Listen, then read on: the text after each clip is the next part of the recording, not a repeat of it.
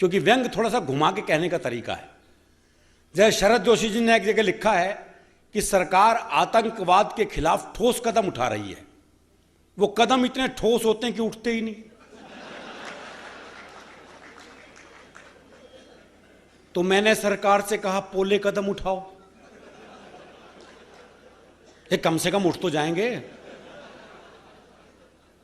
सरकार बोली पोले ही हैं, नहीं उठाने से तो ठोस लगते हैं। यह व्यंग का चमत्कार है, यह व्यंग की भाषा है। और आतंकवाद पे तो खैर हरियाणा का कोई मुकाबला ही नहीं। मेरे को एक आतंकवादी मिला, मैंने कहा जगह जगह विस्फोट करते हो आप, बंबई, दिल्ली, जयपुर, कभी हरियाणा भी आके देखो।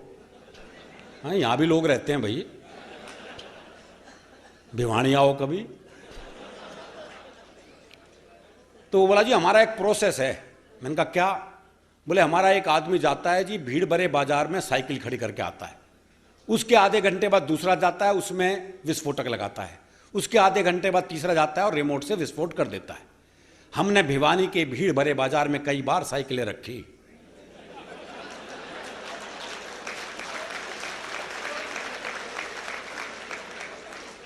तो ये जो आपका जो आतंकवाद से लड़ने का जो अहिंसात्मक तरीका है, इसकी वजह से आतंकवादी संगठन घाटे में चल रहे हैं। तो मैं बधाई देता हूं आपको, ये लड़ने का अच्छा तरीका है। हरियाणा वाला ही लड़ सकता है इससे। वो रोहतक के बाजार में एक बुढ़िया बैठी थी, उसके बराबर में बम रखा था। तो एक चिल्लाया, बोले अम्मा बम। बोले बेटे बम तो मैं जवानी में थी।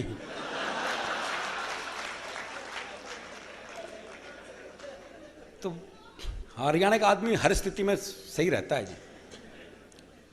तो मैं संपत सरल जी के बारे में बता रहा था कि वो व्यंग लेख पढ़ते हैं, और व्यंग थोड़ा सा घुमा के कहने का तरीका है, अलग ढंग से बात कही जाती है। जैसे कभी हम ओलंपिक में बुरी तरह हारते थे, कभी एक आध पदक कोई आ जाए तो आ जाए बस।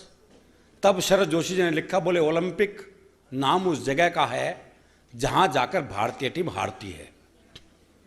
इस बार भी हम गए और हार गए। जाना हमारा काम है, हराना उनका काम।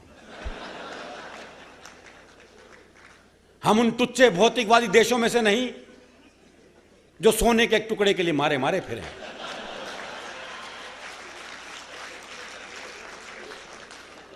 सबसे आगे दौड़ रहे हैं। क्यों? जरा से एक गोल्ड मेडल के लिए। धिक्कार है ऐसे मानव जीवन पर। भारत आत्माओं का देश है। रेस में हमारा शरीर भले ही पीछे हो, आत्मा हमेशा आगे रहती है। दरअसल आज राजनीतिक मामला चल रहा है, तो एक कविता मैं छोटी सी सुनाना चाहता हूं। पहले भाई साहब, अभी जब चुनाव हो रहे थे दिल्ली में, तो प्याज महंगी थी ना, तो नेता प्याज से तुल रहे थे। तो मैंने एक से कहा, इनका प्याज से क्यों तुले? बोले इससे पता नहीं लगेगा कि बदबू कहां से आ रही है। तो ये तुलने की जो मानसिकता है, उस पर मैंने एक व्यंग की कविता लिखी है, बहुत छोटी सी। गोबर की शॉर्टेज है, गोबर बाहर से मंगाएंगे। नेताजी को जैसे ही पता लगा, वो बोले इस बार तो हम खुद को गोबर से ही तुलवाएंगे। तो एक पलड़े में नेताजी, एक में गोबर। सीन था बड़ा धांसू, पास खड़ी भैंस की आंखों में थे आंसू। गोबर रह रहकर बह रहा था और भैंस का दिल कह रहा था, क्या मैंने इसी दिन के लिए खाया पिया था?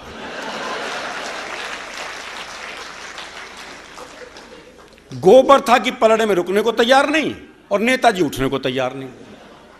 चमचे ने कहा ज्यादा नहीं, बस 2 किलो एक बार में और चढ़ जाए तो पूरा पड़ जाए। एक चिल्लाया, बस 2 किलो कम है तो क्या गम है, यह समस्या कौन सी भयंकर है। 2 किलो गोबर तो नेताजी खोपड़ी के अंदर है।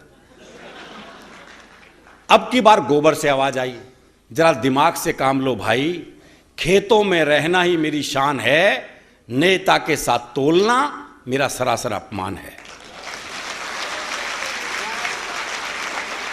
नेता के साथ तोलना मेरा सरासर अपमान है। मैं अगर चूल्हे में रहूं तो पकाता हूं खाना, और इनका काम है जलते चूल्हों को बुझाना।